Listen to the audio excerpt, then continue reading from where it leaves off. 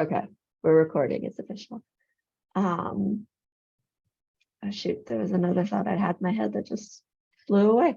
That's all right. It'll come back to me and I'll put it in the chat for everyone later. Sean, do you have any other overall announcements? Not particularly. I was just gonna echo the spring meeting and make sure people are aware that there will be an in-person component in Boulder this year. So That was yes, the thought. that was the thought. First hybrid one since before the pandemic. And maybe, Julie, this is more for you than anyone else, but did you happen to see that Gavin released his LASP packets under the new namespace packet parser? And it's I did. Mm-hmm. Yeah, we should think about inviting him into PyHC more officially. I think so too. Yeah. Yeah. I'll reach out. Yeah, we've got a coworker over here at LASP that built a pretty good telemetry packet parser thing that we're trying to reuse around the lab, and yeah, it's good stuff. But no, I don't have anything else beyond that. Perfect. Yeah, I think he may have sent, or not sent, presented at our last meeting or another telecon about it before. It wasn't too long ago that he talked about it. No. Yeah. Yeah, no, not that long ago. Yeah, cool. Oh, I remember actually the other thought I had. I started putting together the abstract for already this year's AGU because they want that next month. We do have a full committee or convener committee at this point for PyHC. So get excited. We're probably going to do another, poster and talk session. And now we can go ahead and continue to the main activity of today. So Carl Longdahl, did I say your name right? Very good. Yeah. Cool. We'll be presenting today on the WAPI project. So feel free to take it away. Okay, thank you. Trying to share my screen, the right screen. Do you see the right screen now? Or? Yeah. Yeah. Okay. Just a second. Okay, so feel free to interrupt me if there's something that's unclear. So first of all, thank you very much for letting me present Lumpe here. This is work that has been done by a lot of people who are listed here and with support from the Research Council of Norway. I'm in Bergen in Norway, by the way, and also from the Trond Mohn Foundation. And the code is on GitHub. I'll get back to that. So Lumpe in Norwegian is potato-based soft flatbread that is used as a hot dog bun. But in this context, it is a technique called local mapping of polar ionospheric electrodynamics. So I will spend the first half of the talk roughly explaining what the technique is, what it does, and then the rest I will go through the different components of the code because it's a technique that involves a lot of things that are kind of challenging to do in itself and can be useful also on its own. And then at the end I will go through how it's all connected. So this is motivated by the need for high resolution analysis of ionospheric electrodynamics, which we can achieve in some regions of the globe and not others. So in Northern Europe, in North America, there's a lot of data, a lot of different types of data. So orange here, that's ground magnetometers. There's some satellite magnetometer data in blue from Iridium, and the green dots are super darn convection measurements at this particular time. The point is just to show that it's not uniformly distributed at all. And there are techniques that allow you to combine all of it into a global map but those techniques will necessarily be quite good in these regions, but not in regions where we don't have data. So we need something that is more flexible, and that is what LUMP is. It was also motivated by this new NASA mission that will be launched in about 2 years, called EASY, Electrojet STEM and Imaging Explorer, which we are part of. And this will consist of 3 identical satellites with 4 antennas that will observe microwaves coming from the mesosphere, so about 80 kilometers. And from this radiation, it will observe the Zeeman split, and we can calculate the magnetic field. So this mission will basically scan the magnetic field as it's flying, and then we have developed a way to produce 2D maps based on this data. So in that case, we have a grid like this that is kind of stuck to the satellite as it's flying, and then we're doing the analysis along the satellite trajectory. So here's an example of where we use LUMP in a more normal or in more static setting. So in this case, we place a grid here covering Greenland and North America. And all the other panels are projections on this grid with this bold line at the bottom. And there are different quantities shown here. So in this grid, you can see the electric potential contours in blue. That's repeated here. The black arrows, that's ionospheric convection vectors. This panel shows field aligned currents in color and magnetic field perturbations in black. Magnetic field perturbations just above the ionosphere.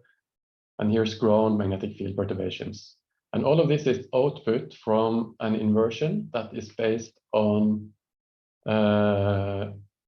measurements which are shown in orange. So the measurements are, in this case, superdarn measurement in orange here, iridium magnetometer measurements here, and supermag ground magnetometers here. So all of that is combined into one inversion, and the output is continuous maps of the ionospheric electrodynamics. In addition to these measurements, we need to specify the conductance, which is shown here. In this case, it's a very crude empirical model, but there are other options that I will get back to. So the way that all of this is related is through the ionospheric Ohm's law, which describes the relationship between the height integrated ionospheric current and the electric field in the neutral frame of reference in steady state. That's what the ionospheric Ohm's law describes. But the current and the electric field are typically not observed directly. What is instead observed is the magnetic field perturbation delta B, which can be related to the current through Ampere's law. And ionospheric convection, V, can be related to the electric field through the generalized Ohm's law in the F region. And then these conductances, sigma, and must be specified, and also the main magnetic field of the Earth must be known. That this is the easiest part. It's just using the IGRF. So in this LUMP model, we have chosen to represent the ionospheric electrodynamics through the electric field. So this is the kind of primary model parameter. I will get back to how we define it. And then the observables are typically magnetic perturbations on ground and in space, and plasma velocity from satellites or from ground radars. And then we also need to know the conductances and the main magnetic field of the Earth. So the electric field is parametrized in terms of basically something you can think of as electric charges. So the first thing you do with a Lompe analysis is you define a grid covering the region that you want to study. So in this case, it's the British Isles, and in the middle of this red cells there's a little m, and that represents the magnitude of the line charge density that extends from the base of the ionosphere to infinity. So the sum of all these line charge densities gives you an electric field, and that the equation for that is given here.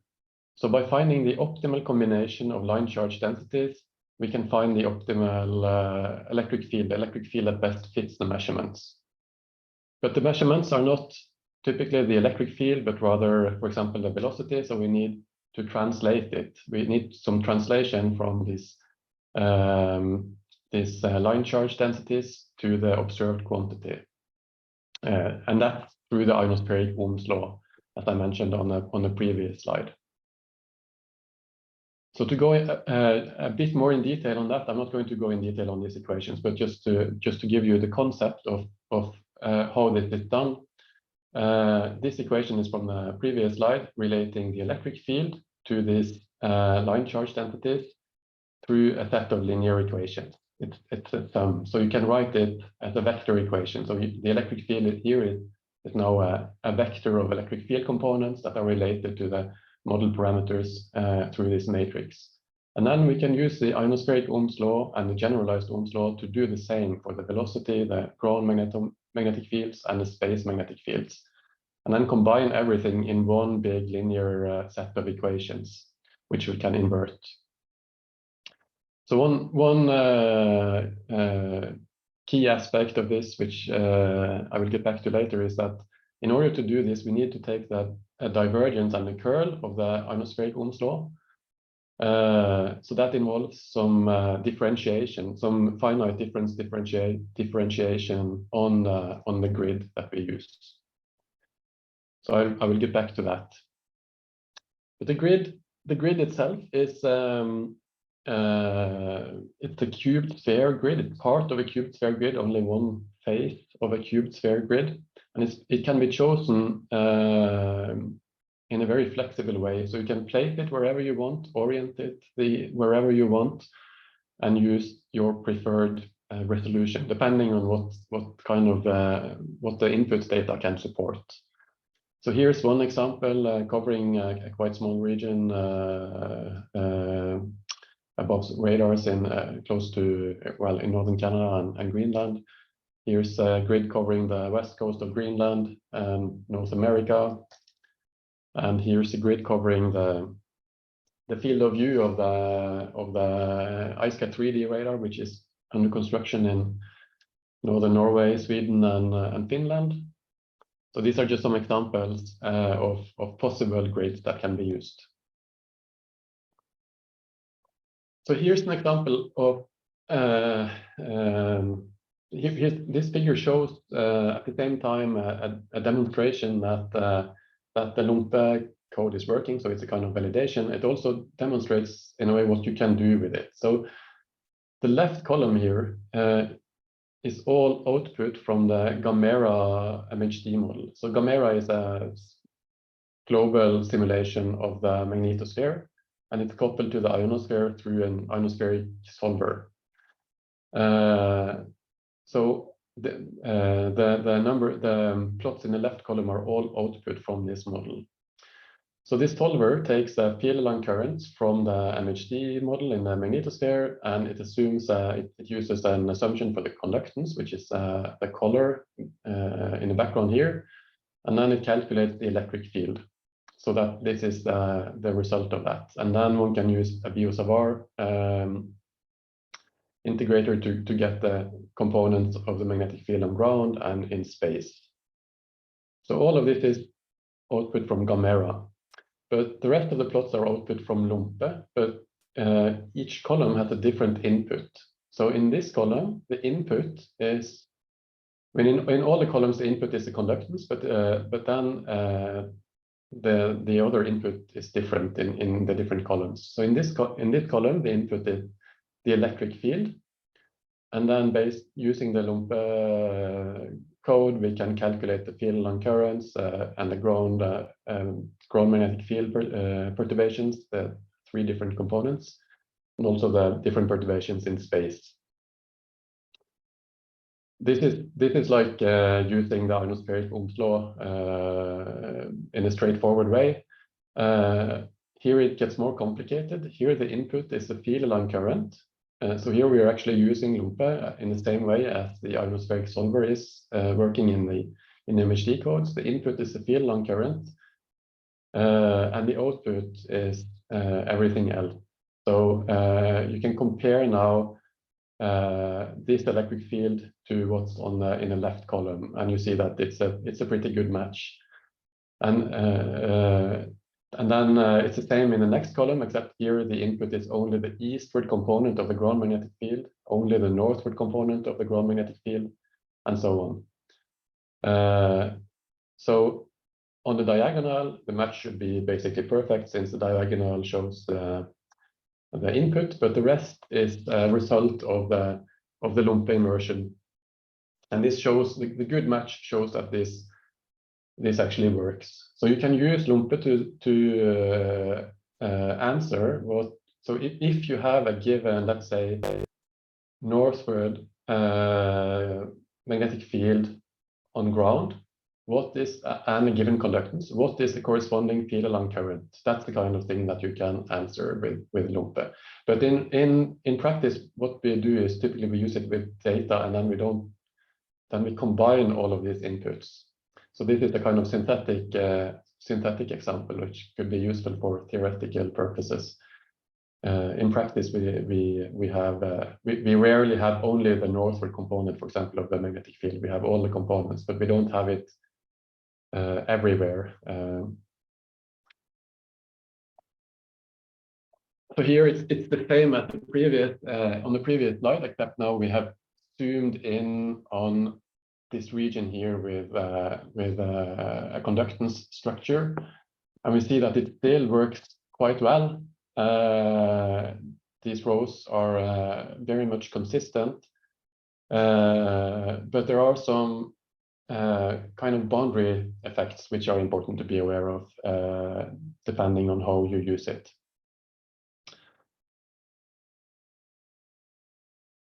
So here's another example with a more real-world use case. In this case, the conductance is coming from auroral images, which is a much better way to get the conductance than using an empirical model. Here we use data from the image satellite, so we're back in 2001. The SuperDARN data is shown here, and then there's SuperMag ground data here. So you can see that you get a pretty nice looking map just based on these data sets. There's no magnetometer data in space for this case, but the CHAMP satellite passed through here at the same time. We didn't use that as an input in that inversion, but we used the data from CHAMP to validate how well the model, how well this technique works. So we can calculate the magnetic field from based on this ground magnetic field, the satellite images of the aurora, and the SuperDARN data. We can calculate the magnetic field along the CHAMP trajectory, and that's what's shown here with these dashed lines. So you can compare the predicted values to the measured values, which is the solid lines. You see that it matches quite well what CHAMP was measuring as it flew over this analysis region. So this particular event, it's called a space hurricane. It's characterized by a very strong BY in the solar wind. You get a strong rotation close to this bright spot in the aurora that you see here. So this strong rotation, that you can see here. So it's like a very strong vortex with strong field line currents, very strong field line currents. You can see that this the magnitude is several microamps per square meter on these blue and red structures. And yeah, since we get everything basically in this field of view, we can also calculate derived quantities like the Joule heating, which is the dot product between the electric field and the current. So that's shown here for this analysis region. And if you integrate over the analysis region, you get more than 400 gigawatts, which is that would be a lot for a global grid. So this was a really energetic event. So the Lumpe technique is entirely implemented in Python, and it's all open. It's on GitHub, and all the plots, almost all the plots that I show today are made with notebooks that you can find in a GitHub repository. So there's a lot of examples. That's the best way to get started using this. There's also a paper in JGR, which was published about a year ago, about that describes the technique in detail, how it is, just the machinery of it. And then there's also a paper by Amalie Hovland about the code, specifically in this Frontiers special issue. So the rest of the talk, I'm going to go through some stuff from this paper, basically. So in order to do this, combine all the data in the way that we do, there's a lot of different elements that must be combined. So one thing is the cubed sphere projection, which we use, which includes numerical differentiation. So I'm going to show an example of how this can be useful for other purposes. There's also this thing called spherical elementary current systems, which is really at the core of the technique. This has been used with magnetic field measurements since late 90s. There's also in the code, there's included a lot of tools for visualization of things in polar latitudes, for space physics in polar latitudes.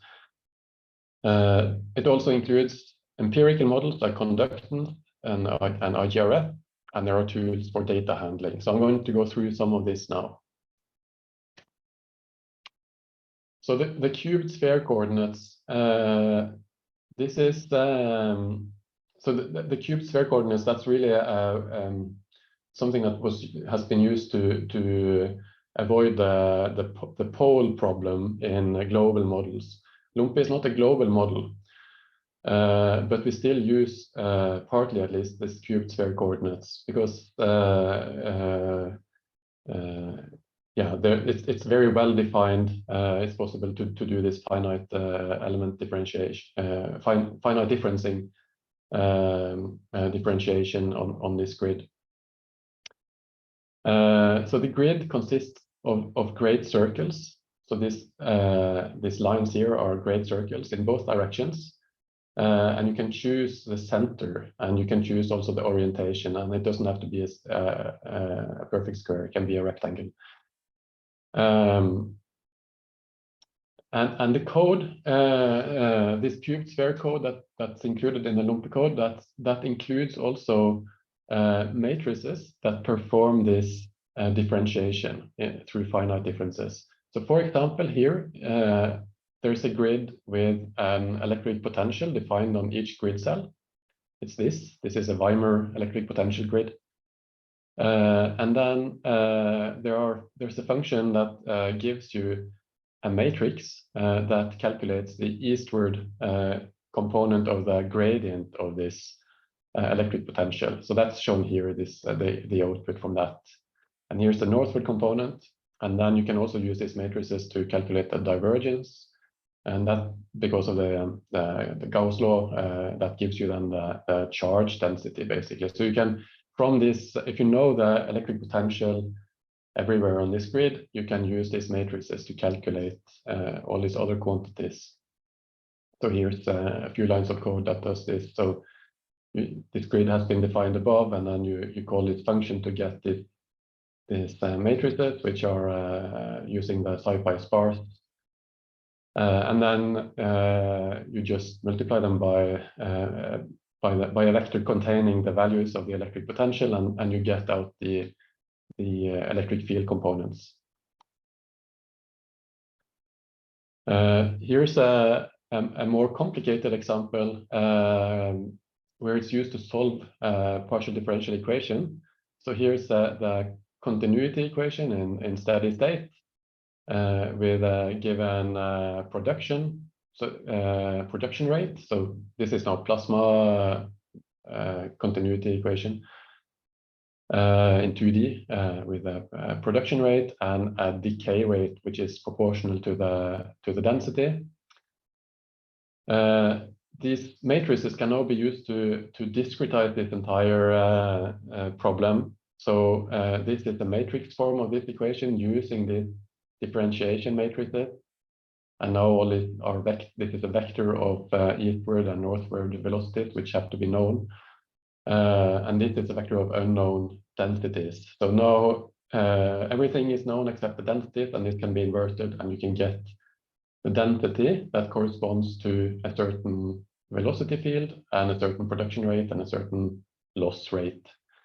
So in this figure, we have solar production here in color and a flow field with shown with blue vectors corresponding to a two-cell convection pattern, including co-rotation.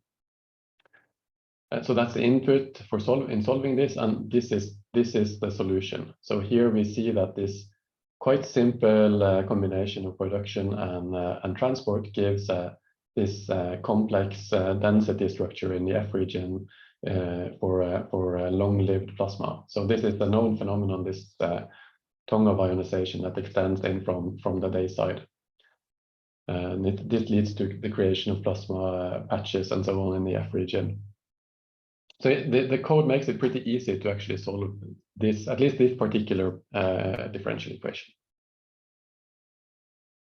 I said that the spherical elementary currents, or SEC, is at the core of the Lompe code. This is something that's been used with ground and space magnetometers since 1997.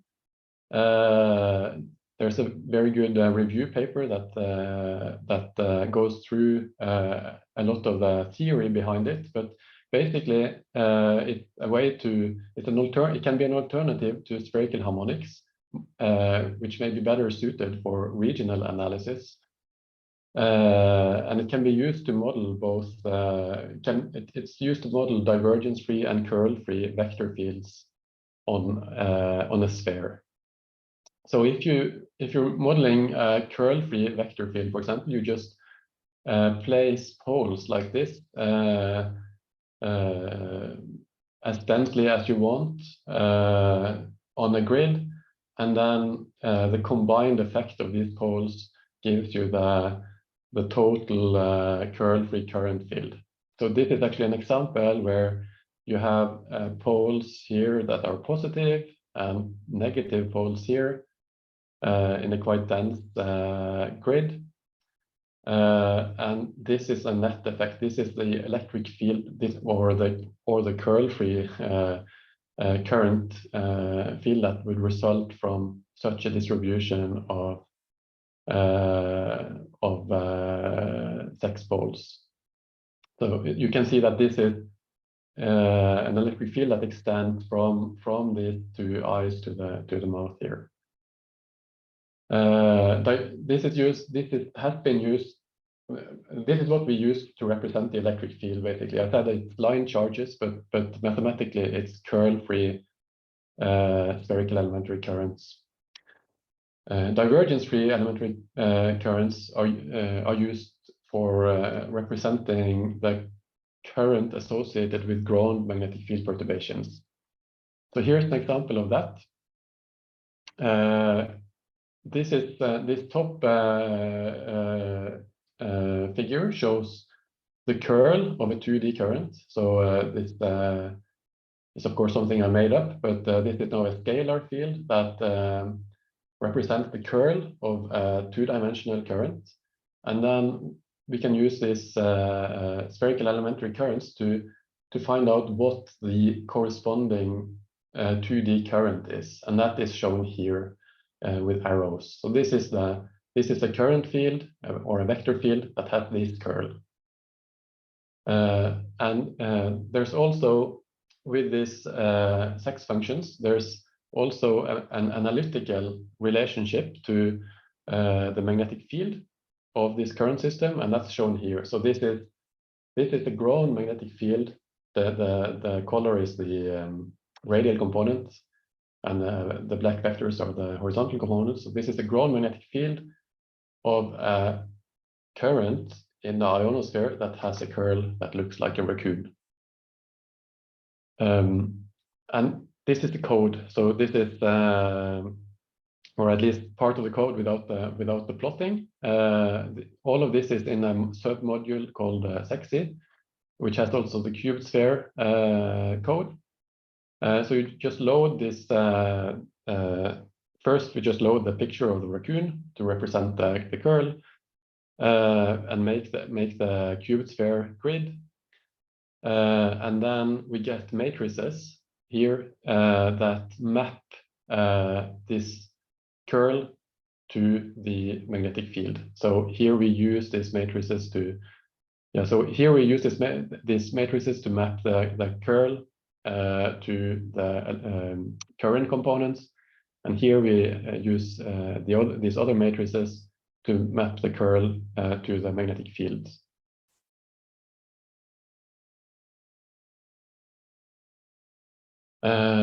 There's also a lot of visualization tools included in the Lumpe code. So there's specifically there's one submodule called Pool Plot, which has a lot of tools for plotting things in an MLT MLOT grid. So basically the way it works is that you use matplotlib to create an axis, and then you give that axis as an argument to the polyplot class, and then you can plot. You can use many of the standard matplotlib functions and just replace x and y with magnetic latitude and MLT. So it makes it really easy to make plots like this. So these two plots are made with this polyplot module. And these two plots are made with using this cubed sphere code. In order to, if you're interested in seeing exactly how this is done and the coastlines and so on, this is all output from one of the notebooks that's in the Lumpe GitHub repository. Conductances that has to be given as an input by the user to Lumpe. There are some functions to help with that. Specifically, there are functions that gives the conductances associated with solar EUV radiation. It's a slightly different way to do it than what has been done previously, because these empirical relations that are used in a lot of other techniques and also in ionospheric solvers, they have this, in principle, infinite gradient at the sunlight terminator. So that's because of an assumption that the Earth is flat, which works quite well here, but it becomes a problem near the terminator. So we have come up with a way to avoid this. So there's a smooth transition from daylight to darkness. So there's a function to get this as a function of solar zenith angle in the Lumpe code. There's also functions to calculate this hardy empirical model auroral conductance, which is not necessarily recommended, but it's good for testing. Better option is to make your own conductance if you have better models, and there are tools in the code that can help you do that. If you have better models or if you have data. There's also IGRF. IGRF is the International Geomagnetic Reference Field, spherical harmonic model of the Earth's magnetic field, updated every 5 years. Here are some plots from the most recent version of the model evaluated for 2020. We use the PIGRF module, which is a pure Python implementation of IGRF. So it only relies on the standard Python libraries, NumPy, I think Pandas. It's highly portable. You can either install it with PIP, or you just copy 2 files from the Git repository and you can place it where you execute your code. So it's very easy to use. Yeah. We also use a module called dipole, which is used for calculating things like dipole coordinates.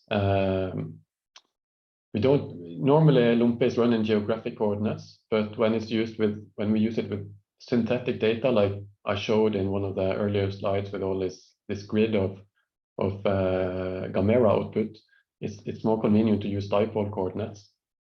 This module allows you to calculate that and dipole poles, dipole magnetic field values, and magnetic local time.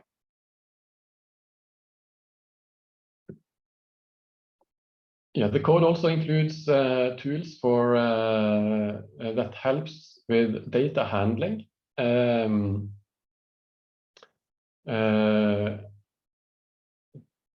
That is kind of the most work-intensive step in using LUMPE, is to get all the data, get it in the right format, and we have tools that can help you to do that with certain data sets. So Iridium, which is provided through the Ampere project, that's the really important input after 2010. This is like 66 satellites with magnetometers. There's also for conductances, the DMSP SUSI images are very good. Superdown radar data is a very useful input, and we have tools to help work with that. And of course, SuperMag ground magnetometer data is always available. So you can see in this section of this data handling notebook that there's a data object that is being made, and this data object is something that is used when using LUMPE. So that brings me to this last part where we tie all of this stuff together. So this is a kind of illustration of the workflow in LUMPE. It's also illustrated in this figure from the Frontiers paper. So the first step is to prepare the data. So this would be calling this data function in a certain way. So the details are omitted here, but yeah, go to this notebook and look at the documentation for the data function to see exactly how this should be done. It's the same function for all the different types of data. You just specify what type of data it is when you call it. Oops. So once you have the data, you also make a grid. That's also something you have to do before you kind of come to the main part. You make a grid, a cubed sphere grid, given projection parameters and grid parameters, your choice of position, orientation, resolution, and extent. And then the main part is kind of to make this model object. And this initialization here takes the grid object as an input, and also 2 functions that should take longitude and latitude as argument and return the Hall conductance and the Pedersen conductance. So these functions have to be made before this model object is created. So once that is done, you call this add data function to add your data set to the model. And then you call the run inversion function, which I will get a little bit back to on the next slide. But this basically does this inversion of this big set of equations, this big matrix that relates all the data to the model parameters, these line charge densities. So once that is done, you're done. Then everything else is output. So there's a function called lumpeplot that outputs this kind of plot. So this is very easy to make. But if you want something else, it's also easy to call, for example, a function that returns the plasma velocity at any given coordinates. Probably you can give it any coordinate you want, but it's a good idea to stick within the grid. It doesn't make sense outside the grid. So this is just an example. You can also call this function for field line currents and for ground magnetic field perturbations and so on. So there are, yeah, you can look through documentation to see examples of that. So this thing, the run inversion, I skipped a bit over. It's not trivial, and that's because this inverse problem is usually ill-posed, which means that we have a lot more model parameters than we have data, and the data is also not perfectly distributed. So that means that in order to do that inversion, we need to add additional information to prevent overfitting. So we have our solution to that is to introduce two damping parameters. So there's one damping parameter that we call lambda1, which limits the magnitude of the solution vector. So this gives us a smooth electric field. So you can increase it to make a smoother electric field, decrease it to yeah, you can play with these parameters basically. This lambda1 is similar to the truncation value that you would choose in a truncated singular value decomposition, if you're familiar with that. And then another damping parameter that we call lambda2 limits the gradient of the solution vector in the magnetic east-west direction. So we need this apex pi package to get the east-west direction in the magnetic coordinates. And this is in order to encourage arc-like structures. We know that ionospheric electrodynamics tends to be organized in east-west structures in magnetic coordinates. So increasing this increases the tendency of the solution to align in this direction. So these two parameters are something that you can specify when you call it run inversion. So the figure here shows an example or shows an illustration of the effect of these two damping parameters, but it's not with Lumpe, but instead it's just a sex analysis of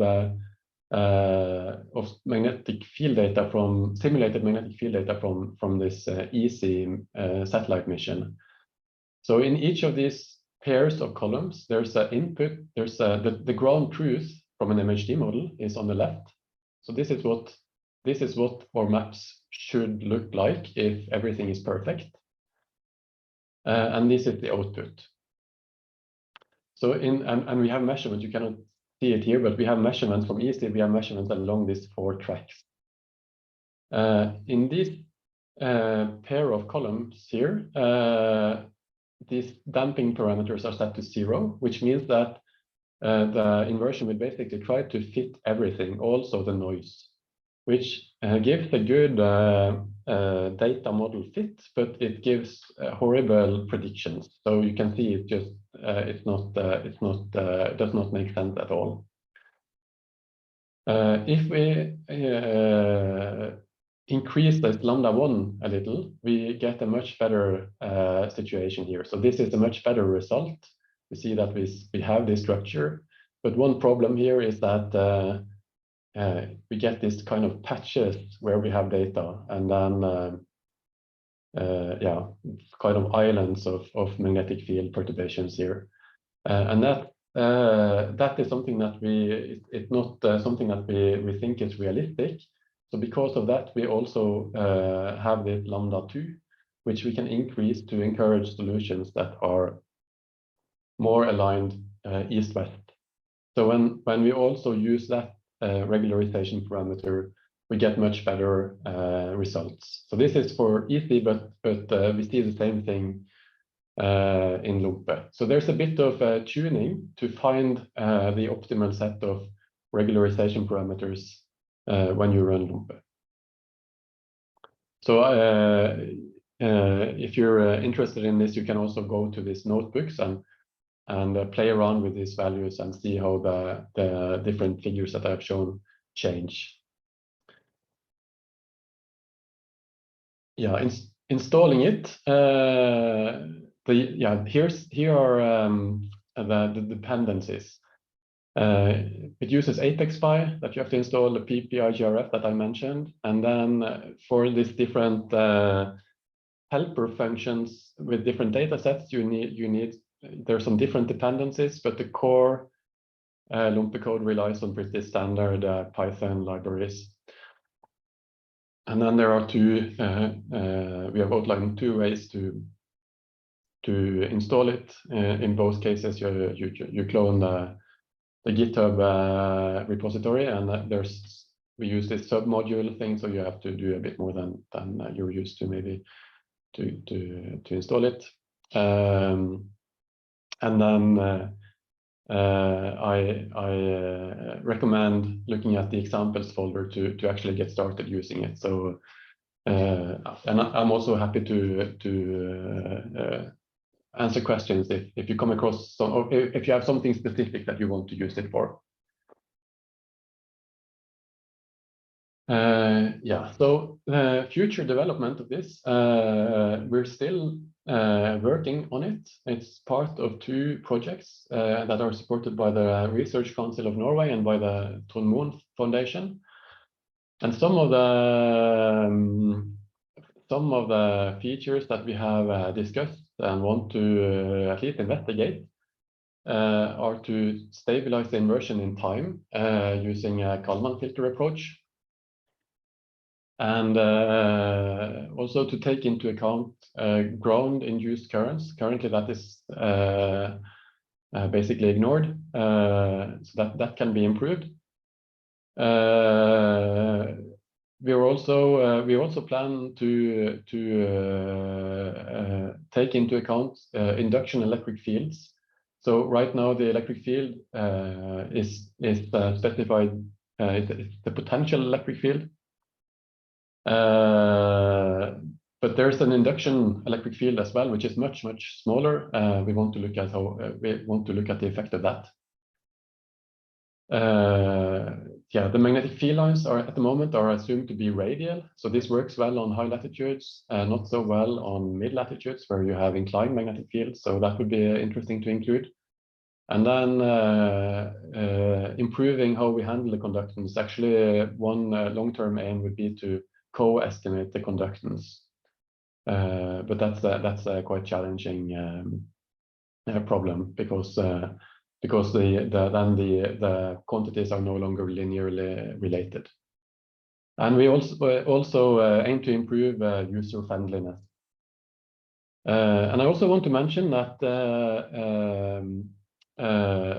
we recently got funding for a project from the European Research Council that will really take this to a next level in a way. The Lumpe model assumes a 2D steady state ionosphere, but now we are going to develop code to simulate the ionosphere dynamically. So to do that, we will very soon announce 2 positions as a researcher or developer, combination of researcher and developer, to work on this for 5 years. So we're looking for both people who know Python very well and also more low-level language like Fortran or C. So if you're interested in that, keep an eye out for the announcement, and also feel free to email me. So this is my summary slide. Lumpe is a technique for mapping polar ionospheric electrodynamics in a limited region. It uses a flexible grid with flexible extent and spatial resolution that you can choose depending on what you think you can resolve with your data. Typical inputs are combinations of ground and space magnetic fields, ionospheric convection measurements from ground and space. If you have electric field measurements, you can use that, and you can even use field line currents. Currently, that only works if you know the field line current everywhere. So, for example, you can use the ampere fits as input to Lumpe. We plan to also allow for like field line current just along a satellite trajectory. And the output is the map of the ionospheric electrodynamics everywhere in the grid. And it uses all these different components: cubed spheric grid, finite difference scheme, spherical elementary currents, IGRF, and so on. And everything is available on GitHub.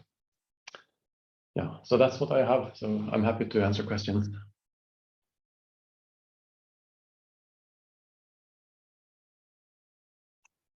Looks like Sean asked in the chat, any plans to publish in PIP or Conda? Yeah. That would probably be a good idea.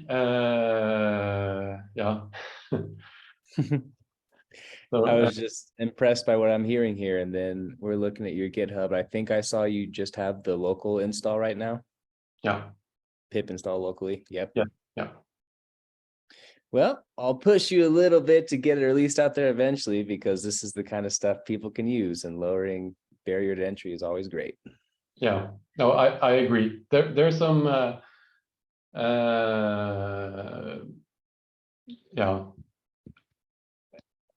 it is fairly easy to use already. I think it will never be like a perfectly you need some knowledge about the input, about the inversion, and so on to use it. So probably, I'm not sure if it will be useful to a very large audience, but I agree it's a good idea to put it on to make it easier to install. Yeah. Great. Just planting a seed. I'm saying Rebecca's got a question. I'll cede my turn. Could you put those two papers on the screen again? Yes. I'm gonna get the DOIs. So you mentioned that you used Gamera model output. Was that to basically train your code or to? Yes, we used it only as a validation.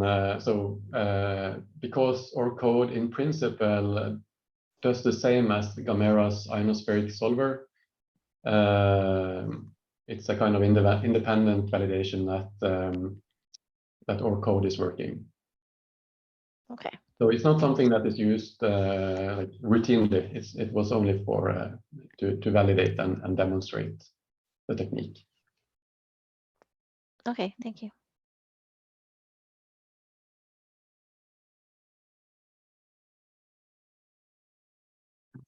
Any other questions?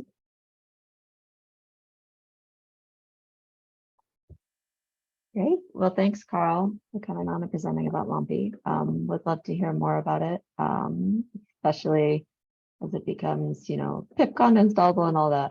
It'd be great to maybe have you all in as a PyHC project as well. Yes. So We'll be work on it. staying in touch. Thank you. Yeah. All right. Awesome. Well, see you all again 2 weeks, same time, same place. Topic TBD. Have a good rest of your week all. Bye, everyone.